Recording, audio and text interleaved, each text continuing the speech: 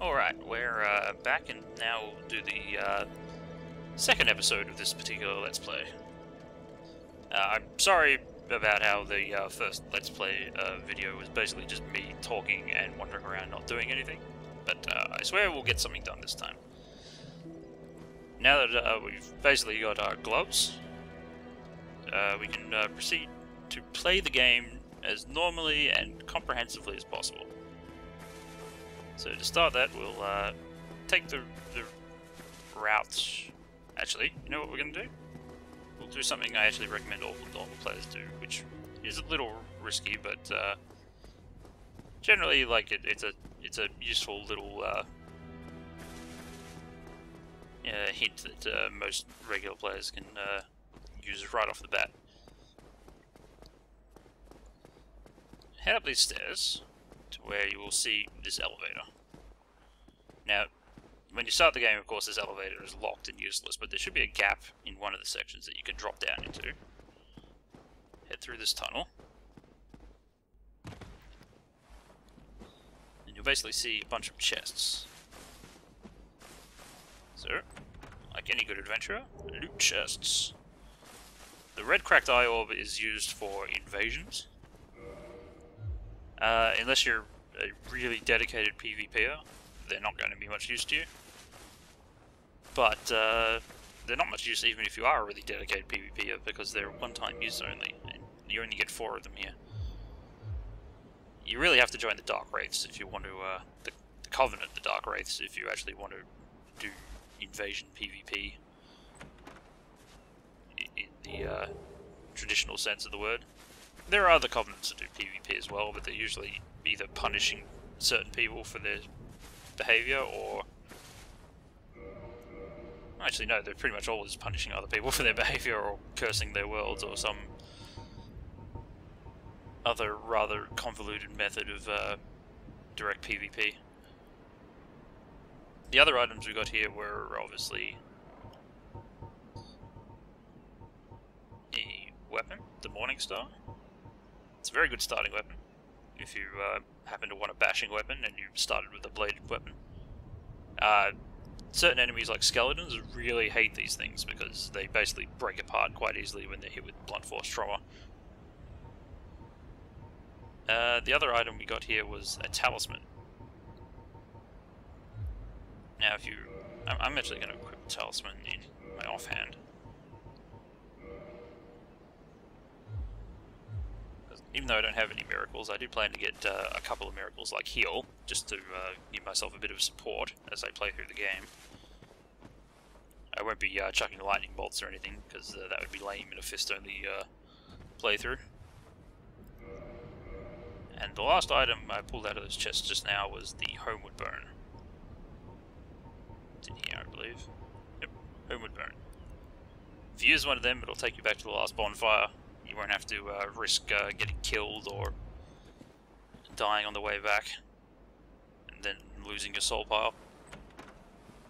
And the good old Lloyd's Talisman, which prevents enemies from healing or using Estus flasks. Prevents enemy players from using Estus flasks within a certain duration as well. Generally, it has only one specific use if you're planning to just do PvE. Because you generally won't be throwing Lloyd's Talismans at people to stop them healing, you'll just be killing them. When you fall down here, the skeletons will come to life. If you don't want to fight them, like I don't, just book it. Run back this way and head towards the bonfire.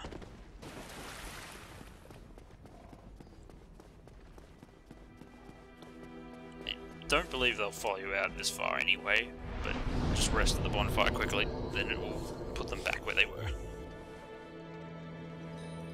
So after you've got a couple of, you know, neat little starting items, time to challenge the game proper. Finally, I can hear sighs of the internet already, but here we go. Here's the first enemy.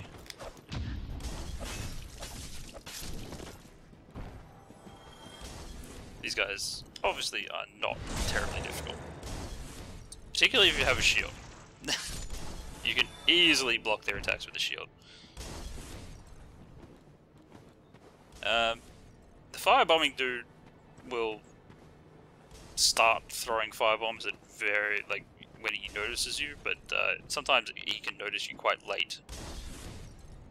And sometimes you'll like walk down there towards that shield guy and receive a bomb on your head before you realise he was even throwing bombs at you.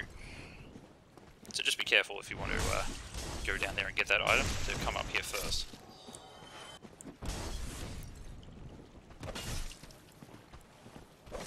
I almost threw myself off a cliff, accidentally doing a jumping attack. Hurt. Even weak enemies in this game can be threatening if you let them get too many hits in on you. My advice is usually just to stay calm and don't mash buttons, because that will definitely get you killed.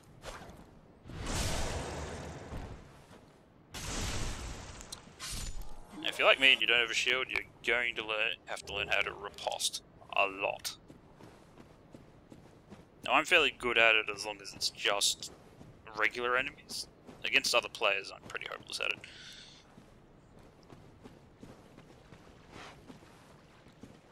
Now, normally we would proceed up there, but there's another item you can get here. It's more nerve-wracking than difficult. Just drop down from here, and you'll land on here. And then just edge your way carefully across this path here. You probably have more leeway there than it looks, but just stick to the wall, and then pillage this corpse for a Ring of Sacrifice. The Ring of Sacrifice, if you equip it, will basically mean that when you die, you won't actually produce a soul pile, you'll just respawn directly at the camp bonfire as if you'd used a return item. So that's useful. Now, I'm getting back here. You can roll or jump. I was attempting to jump, but it seems like my controller decided I was attempting a roll. So, but roll it is.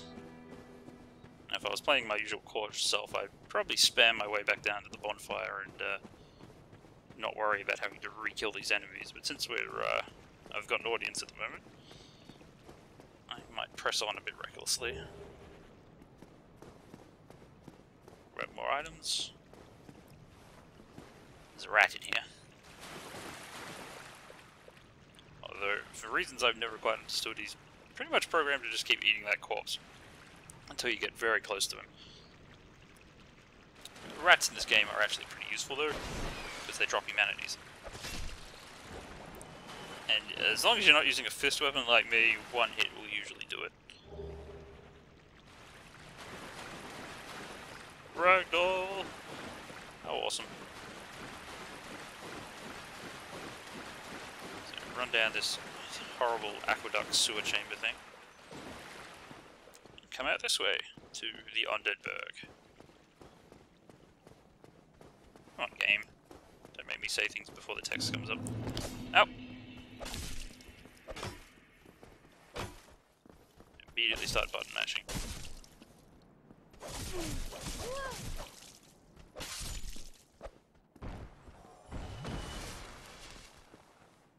Can you tell I'm not good at this? Come at me, Axper.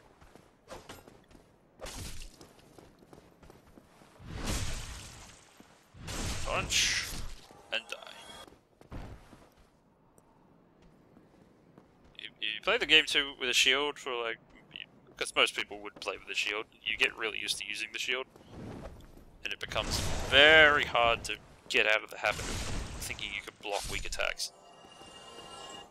Since I'm not using a shield, I can't. Everything here is a threat that could potentially kill me quite easily if I... Nope. Dragling. If you drop down here, you can get a couple of items before you move on. Duck inside this house. Grab this little soul.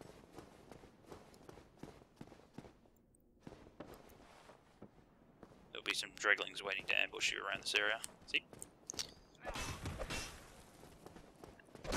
due to lore of gameplay, apparently I can't hit them as they're climbing over the wall. I thought I could.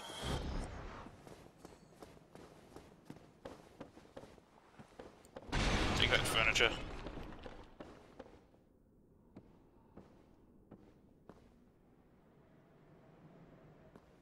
As you can see, these two are master assassins. Be very careful.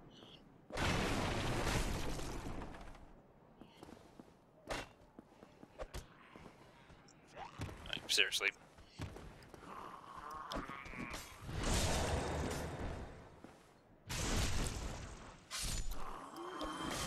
Ah. You know what I'm really bad at riposting? Really slow attacks. The Dreglings have the slowest attack in the game. I'm constantly pushing the parry button before they actually attack, and thus they end up sticking a knife in my face. And this is why, that's also one of the reasons sometimes people find parrying so hard, is because they obviously practice against like really slow enemies, and they get this like this feeling that they can like sort of see the attack coming and they wait. Whereas most of the later enemies, you really have to sort of like twitch your parry. Kind of parry the minute you sense an attack is coming. But once you get used to that and you come back and fight these Dreglings, suddenly you can't parry anymore because they're too slow.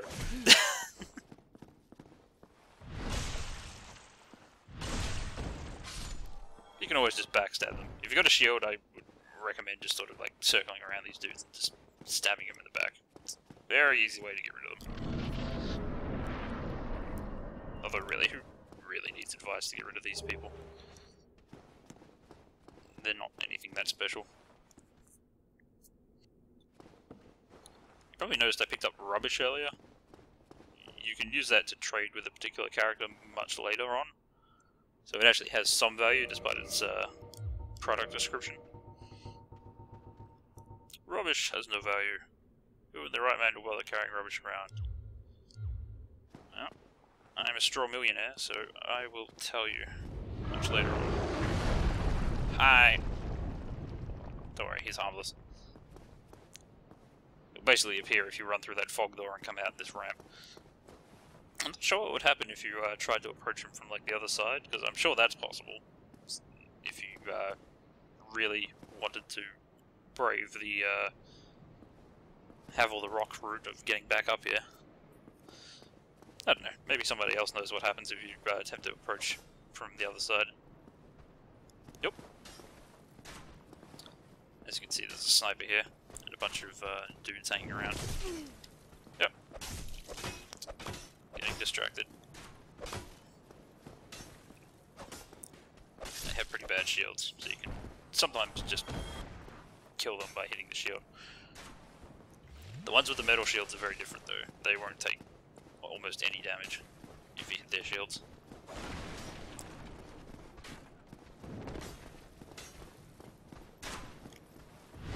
Backstab! Seriously, just don't. Stop trying that.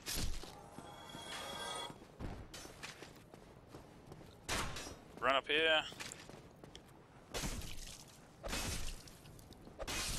Seriously, stop. No one likes you.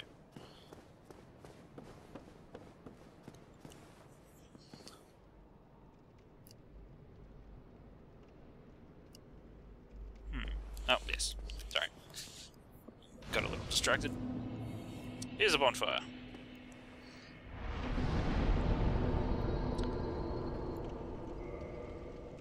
Everyone likes the first bonfire.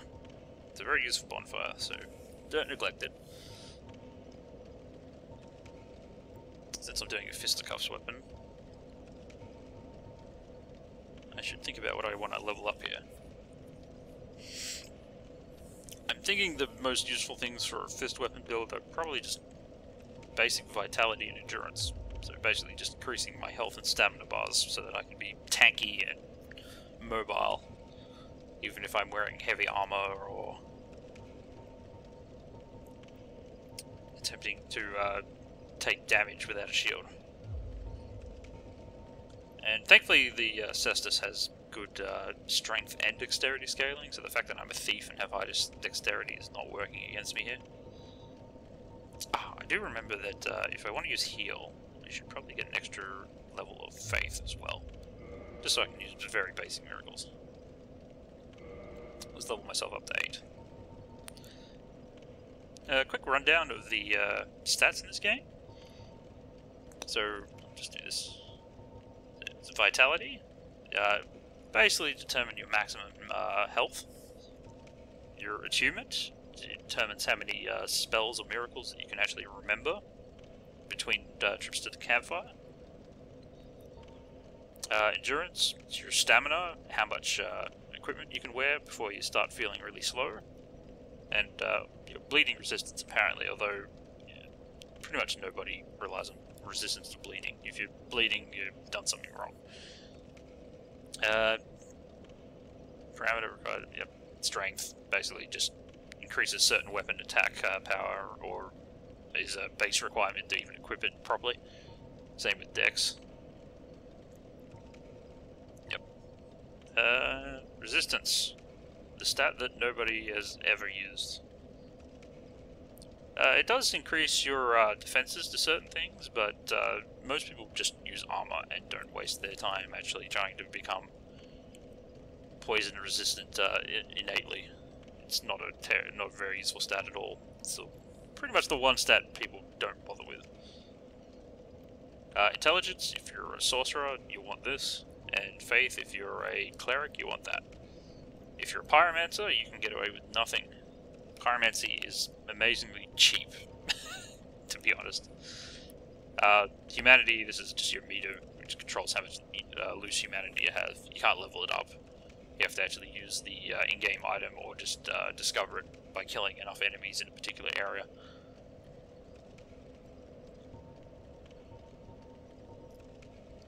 The only other thing is that generally leveling up will increase your overall defenses versus everything, just as a bonus for leveling up. So the more levels you have, no matter what stat you put them in, the tougher you get.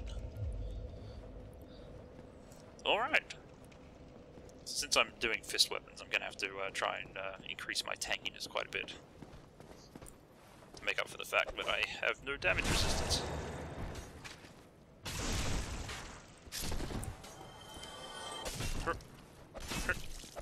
There we are. Now, what other things are around here that I should show some people? Yep. Dragling's attack concerns. Seriously, they have satellite guiding systems sometimes. Best thing about having a fist in the other hand is you've got this little, like, attack. Doesn't do much damage, but it does, like, interrupt their animations. Which for creatures with really slow attacks, like Draglings, is pretty useful. If you enter this area, you can find a shield. Depending on like what your starting shield was, that might be better. If you started as a knight or somebody though, you probably already have a decent shield, so you don't actually need it. Still, for the sake of completeness, I'd pick it up.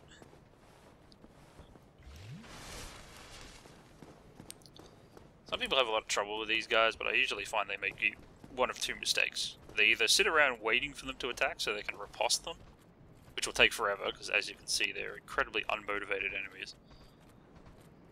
Or they attempt to try and attack them while they're attacking. But, unfortunately, they follow the same rules as players with shields. They actually can keep their shields up while they're hitting you. So trying to cross-counter them is a very bad idea. So what you should do is you should just hit them lightly once, and then riposte them, because once you tap their shield, they seem to have like a program imperative that tells them that they should attack immediately after you try and do that. So the easiest way to get rid of them is just tap them once with any weapon, and then just wait for the attack to come and riposte it. They telegraph their pokey attack after being hit very clearly, so just a little bit of practice and suddenly they become a complete non-issue. There's a guy hiding in here. Yeah. That's not helping.